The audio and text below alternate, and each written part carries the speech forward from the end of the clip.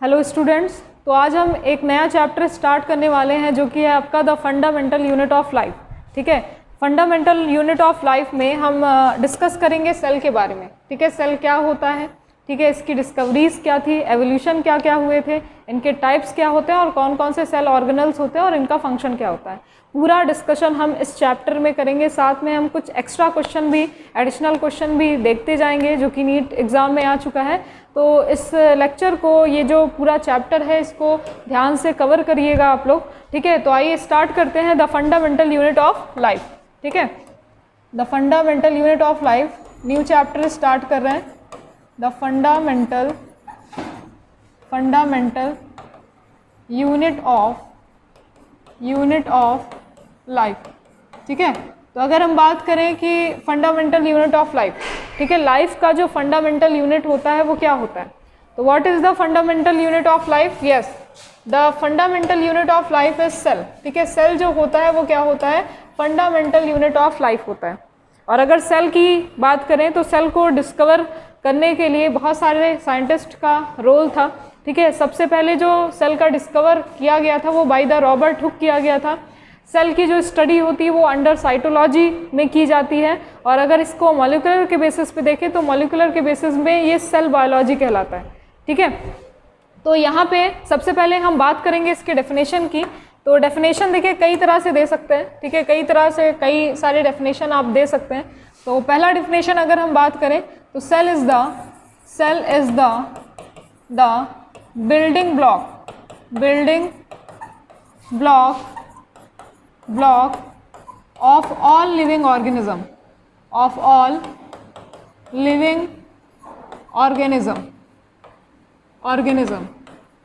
ठीक है, साथ ही साथ यहाँ पे cell is the structural and functional unit of all living organism.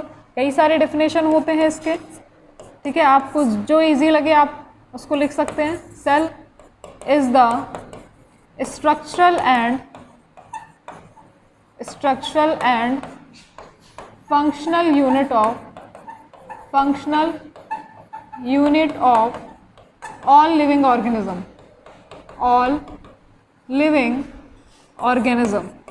ठीक है, अब इसके बाद हम बात करेंगे, देखिए इसका थोड़ा सा कंपैरिजन आपने लोअर क्लासेस में भी पढ़ा होगा, क्लास 9th वगैरह में सेल के बारे में पढ़ा होगा। तो उसमें भी आपको बताया गया होगा कि जितने भी लिविंग ऑर्गेनिज्म होते हैं उनका जो बेसिक यूनिट होता है वो क्या होता है? सेल होता है। मतलब अगर हम इतने से पार्ट में, छोटे से पार्ट में अगर हम ये इस पूरे टिश्यू को लेते हैं और इस टिश्यू में अगर इसको कट करके देखेंगे तो इसमें लाखों करोड़ों सेल्स होते हैं। ठीक है, तो सबसे बेसिक यूनिट क्या होता है किसी भी लिविंग ऑर्गेनिज्म का? सेल।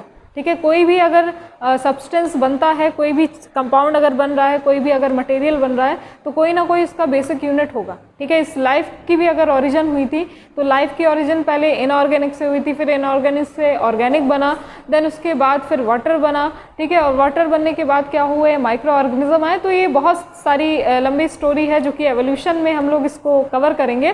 तो यहाँ पे अगर हम सेल की बात करें तो सेल का जो डिस्कवरी है, ठीक है, सेल की डिस्कवरी किसने किया था? रॉबर्ट हुक ने किया था इन 1665। कैसे किया था आइए देखते हैं, लेकिन सबसे पहले इसमें थोड़ा सा कंपैरिजन देख लेते हैं कि यहाँ पे सेल का जो सेल है, ठीक है, वो कैसे बेसिक यूनिट बना। तो आइए, कोई भी जैसे मान लीजिए ह्यूमन है, ठीक है, ह्यूमन है तो ह्यूमन जो बना है, या फिर कह सकते हैं जितने भी लिविंग होते हैं, जितने भी लिविंग ऑर्गेनिज्म होते हैं, चाहे वो प्लांट हो, एनिमल हो, सारे लिविंग ऑर्गेनिज्म का जो बेसिक यूनिट होता है वो क्या होता है?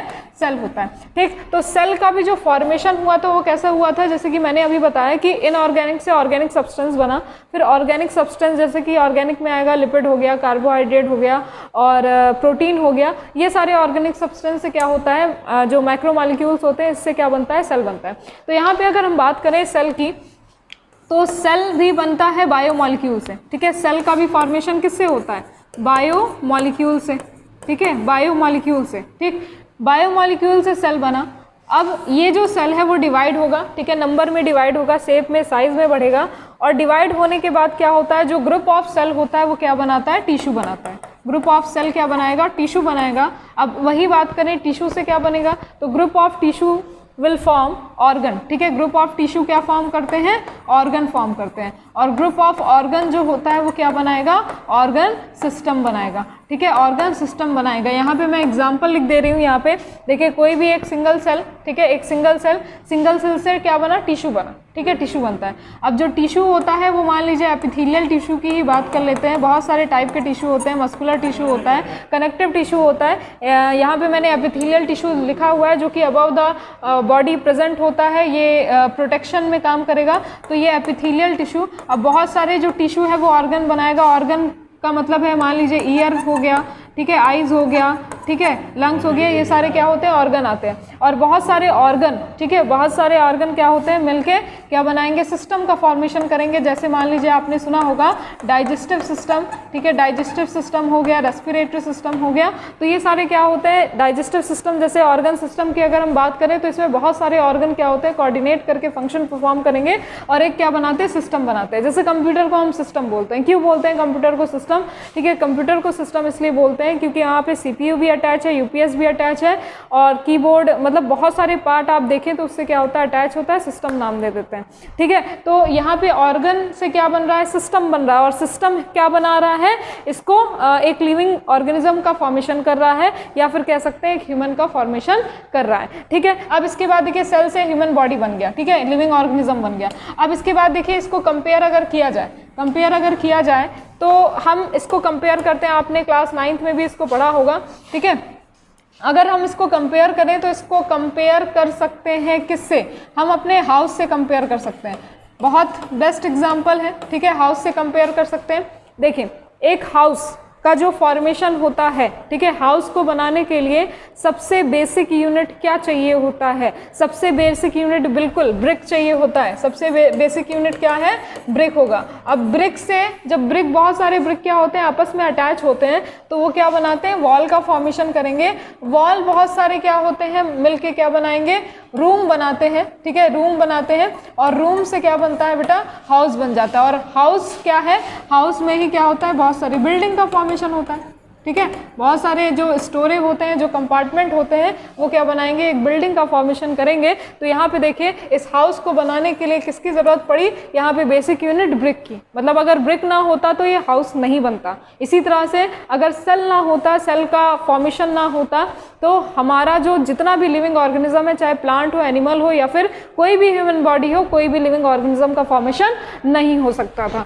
समझ में आया। अब इसके बाद देखिए इसको आप नोट भी कर सकते हैं, ठीक है, नोट कर लीजिए या फिर स्क्रीनशॉट ले लीजिए आप लोग। देखिए अब आते हैं, ठीक है, सेल का जो स्टडी होता है, study of cell is called क्या हो जाएगा, साइटोलॉजी, ठीक है, साइटोलॉजी कहलाता है। साइटो का मतलब सेल होगा, लॉजी का मतलब स्टडी हो जाएगा, स्टडी ऑफ सेल क्या कहलाएगा, साइटोलॉजी कहलाएगा। वही अगर हम बात करें इसके टर्म की, साइटोलॉजी जो टर्म दिया था वो हर्टविग ने दिया था, ठीक है, ये पॉइंट्स आप याद रखेंगे। तो साइटोलॉजी जो टर्म दिया था वो किसने दिया था, हर्टविग ने दिया था, ठीक है। अब इसके बाद देखिए इसके डिस्कवरीज पे आते हैं। देखिए इसके डिस्कवरीज पे बहुत लंबी एक स्टोरी है, मैं आपको बताती हूँ, बहुत लंबी नहीं है, ठीक है, शॉर्ट में मैं आपको बताऊंगी। इंग्लैंड के किंग थे, और इंग्लैंड के किंग को ये क्यूरियोसिटी जागती है कि वो किसी भी लिविंग ऑर्गेनिज्म के बारे में डिटेल में जानना चाह रहे थे। तो उन्होंने क्या किया, एंशिएंट टाइम के जो साइंटिस्ट थे जिनका नाम था क्रिस्टोफर को बुलाया और कहा कि तुम कोई ऐसे टूल का इन्वेंशन करो जो कि लिविंग ऑर्गेनिज्म के डिटेल के बारे में बताए, ठीक है। तो क्रिस्टोफर ने वहाँ पे तो एक्सेप्ट कर लिया कि हाँ मैं ऐसे टूल का इन्वेंशन करूँगा जो कि किसी भी लिविंग ऑर्गेनिज्म के बारे में डिटेल में स्टडी कराए, लेकिन वर्कलोड ज़्यादा होने की वजह से, या फिर कह सकते हैं टाइम ना होने की वजह से, उन्होंने अपना जो वर्क था वो हैंडओवर कर दिया किसको, रॉबर्ट हुक को। और ये लगभग 1661 की बात है, ठीक है। तो उन्होंने क्या किया, अपना जो वर्क था, ठीक है, वो हैंडओवर कर दिया किसको, रॉबर्ट हुक को। अब रॉबर्ट हुक ने वो काम लिया भी और उसको बखूबी निभाया, और उन्होंने एक ऐसे टूल का इन्वेंशन किया जो कि लिविंग ऑर्गेनिज्म के बारे में डिटेल में स्टडी कराता है। और वो टूल कौन सा है, वो टूल यस, माइक्रोस्कोप, ठीक है, माइक्रोस्कोप। इन्होंने क्या किया, माइक्रोस्कोप का डिस्कवर किया, माइक्रोस्कोप की डिस्कवरी की।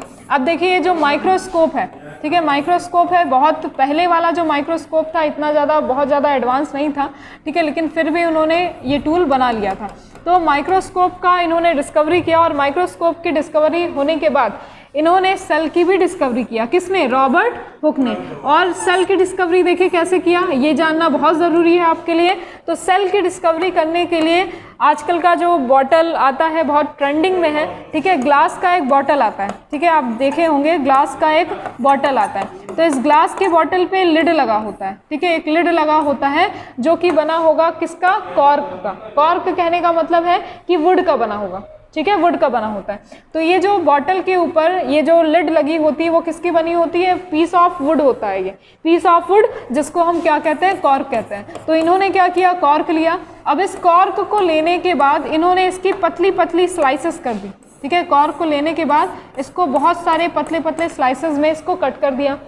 जितना पतला स्लाइस होगा उतना ही अच्छा रिजल्ट आएगा, उतना ही अच्छा ऑब्जर्वेशन होगा। तो कभी भी कोई भी प्रैक्टिकल अगर आप करते हैं, ठीक है, कोई भी अगर प्रैक्टिकल आप करते हैं तो इसमें कोई भी ऑर्गेनिज्म लें या फिर प्लांट का पार्ट लें तो उसको बहुत सारी पतली स्लाइसेस में कट करके अंडर माइक्रोस्कोप अगर ऑब्जर्व करते हैं तो वो बहुत अच्छा रिजल्ट देता है, अंदर के टिश्यूज़ को, सेल्स को दिखा देगा।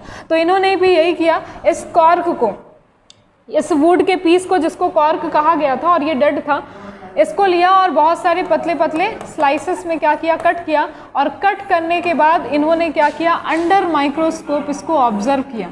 अंडर माइक्रोस्कोप इन्होंने जब ऑब्जर्व किया तो इनको क्या दिखता है? ठीक है, इनको इसमें दिखता है कुछ हनी कॉम्ब लाइक स्ट्रक्चर, ठीक है, हनी कॉम्ब लाइक स्ट्रक्चर। और इस हनी कॉम्ब लाइक स्ट्रक्चर को इन्होंने कंपेयर किया किससे?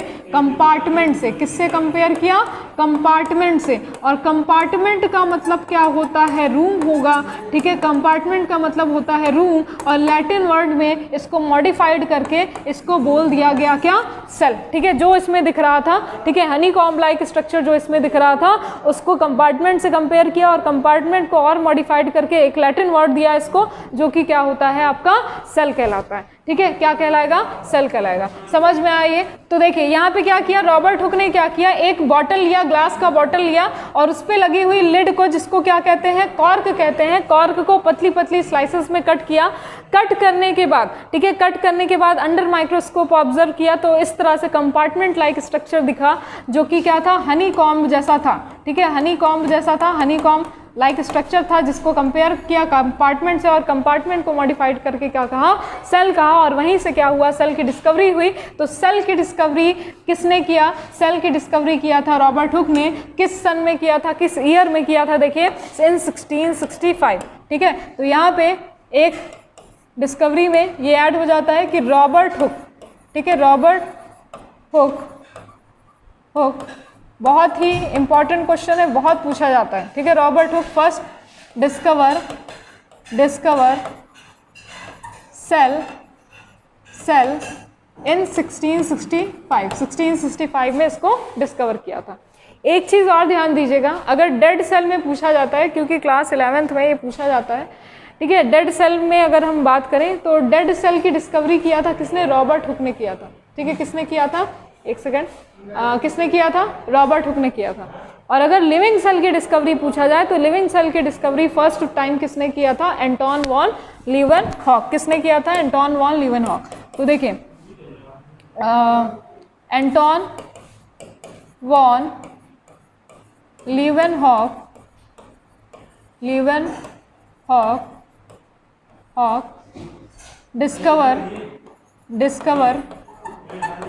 डिस्कवर लिविंग सेल, ठीक है, discover living cell. First time discovery living cell की किया था किसने? एंटोन वॉन लीवनहॉक ने।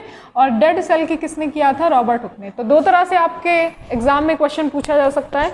अगर फर्स्ट डिस्कवरी पूछा जाए तो रॉबर्ट हुक ही लिखिएगा, लेकिन अगर लिविंग सेल में अगर पूछा जाए, लिविंग सेल की फर्स्ट डिस्कवरी पूछा जाए तो क्या लिखेंगे? एंटोन वॉन लीवनहॉक लिखेंगे। समझ में आया? आइए अब आगे देखते हैं। अब इसके आगे देखिए सेल थ्योरी के बारे में डिस्कस करेंगे। सेल थ्योरी, कौन कौन सी सेल थ्योरी दी गई थी? पहला पॉइंट देखिए, पहला पॉइंट है cell is the structural and functional unit of all living organism, all living organism. ठीक है, ये पहली थ्योरी थी। सेकंड थ्योरी देख लीजिए, ऑल लिविंग ऑर्गेनिज्म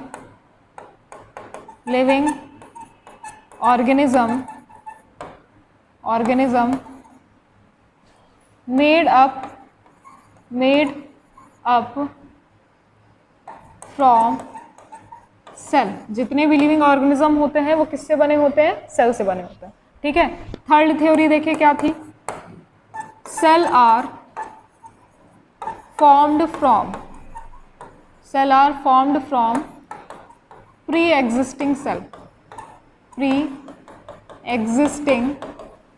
सेल। ठीक है, अब इसके बाद देखिएगा इसके कुछ ड्रॉबैक भी थे। ठीक है, वो लिखा हुआ है एनसीईआरटी में, लिखा हुआ है क्या क्या ड्रॉबैक थे। देखिए, ये तो सेल थ्योरी में बताया गया था कि cell is the structural functional unit of all living organism. Cell is the structural and functional unit of all living organism, ये बता दिया गया था। All living organism are made from cell. ठीक है, जितने भी लिविंग ऑर्गेनिज्म होते हैं मेड अप फ्रॉम सेल के बने होते हैं। और cell are formed from pre existing cell. यहाँ पे इस लाइन का मतलब हम समझेंगे। देखिए, सेल जितने भी सेल आते हैं वो किससे आते हैं? अपने प्री एग्जिस्टिंग सेल से आते हैं। प्री एग्जिस्टिंग कहने का मतलब क्या है? ये देखिए, जैसे मान लीजिए कोई भी रिप्रोडक्शन होता है या फिर डिवीजन होता है, तो यहाँ पे देखिए बैक्टीरिया का अगर हम एग्जाम्पल दें तो बैक्टीरिया क्या है? एक यूनिसेलुलर प्रोकैरियोट ऑर्गेनिज्म है। तो ये जो यूनिसेलुलर प्रोकैरियोट ऑर्गेनिज्म होता है, ठीक है, ये क्या कहलाएगा? आपका पेरेंट सेल कहलाएगा। ठीक है, पेरेंट सेल कहलाएगा। पेरेंट सेल क्या होता है? जब मैच्योर हो जाता है तो मैच्योर होने के बाद ये डिवाइड हो जाएगा 2 सेल में। ये डिवाइड करके 2 सेल बनाएगा। अब जब 2 सेल बनाएगा तो इसको हम क्या कहेंगे? डॉटर सेल कहेंगे। अब बताइए डॉटर सेल कहाँ से आया है? डॉटर सेल कहाँ से आया है? अपने प्री एग्जिस्टिंग सेल से ही तो आया है। ये जो पेरेंट सेल, जिस पेरेंट सेल का हमने नाम लिया, ये जो पेरेंट सेल है इसको हम क्या कहेंगे? प्री एग्जिस्टिंग सेल कहेंगे। मतलब पहले से एग्जिस्ट कर रहा हुआ सेल। ठीक है, पहले से जो सेल एग्जिस्ट कर रहा है उसको हम क्या कहेंगे? प्री एग्जिस्टिंग सेल कहेंगे। अब प्री एग्जिस्टिंग सेल क्या होता है? डिवाइड करके जो डॉटर सेल इसने बनाया है, डॉटर सेल भी क्या होगा? मैच्योर होगा। आगे चल के मैच्योर होने के बाद वो भी क्या होगा? एक न्यू इंडिविजुअल बनाएगा और तब ये डॉटर सेल क्या बन जाएगा? प्री एग्जिस्टिंग सेल बन जाएगा। तो कहने का मतलब है जितने भी लिविंग ऑर्गेनिज्म होते हैं ऑल ओवर वर्ल्ड में, चाहे प्लांट हो एनिमल हो, सारे क्या होते हैं? अपने प्री एग्जिस्टिंग सेल से आएंगे। अगर प्री एग्जिस्टिंग सेल नहीं होगा तो सेल का आगे फॉर्मेशन नहीं होगा, किसी भी लिविंग ऑर्गेनिज्म का फॉर्मेशन नहीं होगा। ठीक है, और जितना भी, ठीक है, एनसीईआरटी ने आपके पहली लाइन ही लिखा हुआ है कि जितने भी लिविंग ऑर्गेनिज्म होते हैं, लिविंग और नॉन लिविंग, अगर हम अपने चारों तरफ देखें तो जो लिविंग होते हैं, लिविंग की जो प्रॉपर्टी होती है वो क्या होती है? लिविंग की प्रॉपर्टी होती है रिप्रोडक्शन करना, लिविंग की प्रॉपर्टी होती है ग्रोथ करना, मेटाबॉलिज्म करना और कॉन्सियसनेस। ठीक है, क्या है? ग्रोथ, मेटाबॉलिज्म, रिप्रोडक्शन और कॉन्सियसनेस। ये 4 प्रॉपर्टी होती है किसकी? लिविंग की। तो इसके साथ साथ, ठीक है, लिविंग जैसे मान लीजिए सेल है, तो सेल के अंदर, ठीक है, सेल अगर डिवाइड भी हो रहा है, सेल फॉर्म भी हो रहा है, तो ये 4 प्रॉपर्टी उसके अंदर होनी चाहिए, तभी वो क्या कहलाएगा? लिविंग कहलाएगा। समझ में आ रहा है? समझ में आ रहा है? आइए आगे अब इसके ड्रॉबैक देखते हैं। देखें, ड्रॉबैक ऑफ सेल थ्योरी। ठीक है, सेल थ्योरी के क्या क्या ड्रॉबैक था? देखिए, यहाँ पे सारी चीज़ें तो सेल के बारे में बता दिया गया, लेकिन डिवीजन का नाम कहीं नहीं आया था। ठीक है, सेल थ्योरी में ये नहीं बताया गया था कि यहाँ पे डिवीजन कैसे हुआ। ठीक है, डिवीजन के बारे में किसी ने नहीं बताया था। तो आइए देखते हैं क्या ड्रॉबैक था। देखिए, never explain about cell division. ठीक है, नेवर एक्सप्लेन अबाउट, एक सेकेंड, अबाउट सेल डिवीजन। किसी ने सेल डिवीजन के बारे में एक्सप्लेन नहीं किया था। समझ में आ रहा है? नोट कर लीजिए इसको। ठीक है, नोट कर लीजिए या फिर स्क्रीनशॉट आप इसका ले सकते हैं। और एक चीज़ और, जितने भी यूनिसेलुलर होते हैं, ध्यान दीजिएगा, जितने भी यूनिसेलुलर होते हैं, ठीक है, वो इंडिपेंडेंट होते हैं। ठीक है, इंडिपेंडेंट एग्जिस्टेंस रखते हैं। ठीक है, एनसीईआरटी ने ये लाइन लिखी है कि जितने भी यूनिसेलुलर होते हैं वो क्या होंगे? इंडिपेंडेंट। ठीक है, इंडिपेंडेंट एग्जिस्टेंस रखते हैं। ठीक है, ये कैपेबल होते हैं इंडिपेंडेंट एग्जिस्टेंस रखने के लिए। इसका मतलब क्या होगा? इंडिपेंडेंट एग्जिस्टेंस रखने का मतलब क्या होगा? इसका मतलब होता है कि ये सारी all activities activities perform by single cell, ठीक है, सिंगल सेल, या फिर कह सकते हैं खुद से, ठीक है। जितनी भी एक्टिविटीज़ होती, लाइफ की जितनी भी एक्टिविटीज़ होती वो एक सिंगल सेल से ही क्या होते हैं, परफॉर्म कर लेते हैं। जैसे अमीबा की बात कर लीजिए, बैक्टीरिया की बात कर लीजिए, तो एक सिंगल सेल से क्या होते हैं, ऑल एक्टिविटीज़ ये परफॉर्म करेंगे, ठीक, और सेल्फ डिपेंडेंट होते हैं, ठीक है। आइए नेक्स्ट इसके बाद देखते हैं, इसके बाद एवोल्यूशन ऑफ सेल थ्योरी देखेंगे। आइए नेक्स्ट टॉपिक है एवोल्यूशन ऑफ सेल थ्योरी। तो पहला यहाँ पे सेल थ्योरी बताया गया था, cell discovered by Robert Hooke in 1665, ठीक है। सेल की डिस्कवरी हुई थी वो 1665 में हुई थी। क्लियर हो गया? किसके थ्रू? रॉबर्ट हुक के थ्रू। नेक्स्ट इसके बाद रॉबर्ट ब्राउन का नाम आया। रॉबर्ट ब्राउन डिस्कवर्ड न्यूक्लियस, ठीक है, इन्होंने न्यूक्लियस की डिस्कवरी की थी, न्यूक्लियस इन 1833, ठीक है, 1833। किसी बुक में आपको 1831 भी मिलेगा, ठीक है। तो यहाँ पे 1833 में रॉबर्ट ब्राउन ने न्यूक्लियस की डिस्कवरी किया था, ठीक है। अब इसके बाद नेक्स्ट जो इम्पॉर्टेंट सेल थ्योरी दिया गया था वो बाय द स्लीडन एंड श्वान दिया गया था। स्लीडन एंड श्वान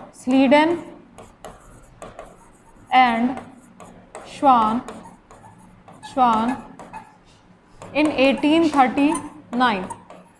1839 proposed सेल थ्योरी। ये याद रखिएगा ज़रूर, सेल थ्योरी, ठीक है। नेक्स्ट इसके बाद आता है वर्चू का नाम, रडोल्फ वर्चू, इनका पूरा नाम था Rudolf virtue. In 1855 proposed that all cell come from या फिर formed from pre-existing सेल, ठीक है। ये थ्योरी दिया गया था, एवोल्यूशन ऑफ सेल थ्योरी ये दिया गया था, ठीक है। तो यहाँ पे 2 पॉइंट मेनली आपको ज़्यादा ध्यान देना है, ठीक है। ये स्लीडन एंड श्वान जो थे उन्होंने 1839 में प्रपोज किया था सेल थ्योरी। और यहाँ पे बता दें आपको, स्लीडन क्या थे? एक बॉटनिस्ट थे। स्लीडन क्या थे? एक बॉटनिस्ट थे। और श्वान क्या थे? एक जूलॉजिस्ट थे। क्या थे? जूलॉजिस्ट थे, ठीक है। तो स्लीडन ने, जो कि बॉटनिस्ट थे, स्लीडन ने 1838 में, ठीक है, कब? 1838 में, लगभग 1838 में क्या किया था? प्लांट सेल के बारे में, प्लांट सेल टिश्यू के बारे में बताया था। और श्वान की अगर बात करें तो श्वान ने प्लाज्मा मेम्ब्रेन, ठीक है, थे ये जूलॉजिस्ट, प्लाज्मा मेम्ब्रेन साथ ही साथ प्लांट सेल के बारे में भी बताया था, ठीक है। तो यहाँ पे स्लीडन एंड श्वान इन 1839 प्रपोज सेल थ्योरी प्रपोज किया था। और रडोल्फ वर्चू, ठीक है, रडोल्फ वर्चू का नाम आता है, जिसमें इन्होंने, ठीक है, जिसमें इन्होंने 1855 में प्रपोज किया था, बताया था कि ये प्री एग्जिस्टिंग जितने भी सेल होते हैं वो किससे आते हैं? प्री एग्जिस्टिंग सेल से आएंगे। तो ये क्या था? आपका एवोल्यूशन ऑफ थ्योरी था, ठीक है। अब इसके बाद देखिए नेक्स्ट टॉपिक में, यहीं तक हम आज कवर करते हैं। नेक्स्ट टॉपिक में, नेक्स्ट क्लास में मैं आपको बताऊंगी कि स्मॉलेस्ट सेल कौन सा होता है, लॉन्गेस्ट सेल कौन सा होता है प्लांट में, एनिमल के केस में। बाकी इसके टाइप्स के बारे में बात करेंगे, ठीक है, types on the basis of origin और on the basis of number, ठीक है। मेरे साथ जुड़े रहिएगा, ठीक है। इस पूरे टॉपिक के बारे में हम डिस्कशन करेंगे, इस पूरे चैप्टर के बारे में हम डिटेल में डिस्कशन करेंगे। आज तो ये क्या था? इंट्रोडक्शन पार्ट था। और कहीं पे भी अगर ना समझ में आया हो, अगर कोई भी डाउट हो तो ज़रूर पूछिएगा, ठीक है। पढ़ते रहिए, खुश रहिए, खूब आगे बढ़िए। Thank you.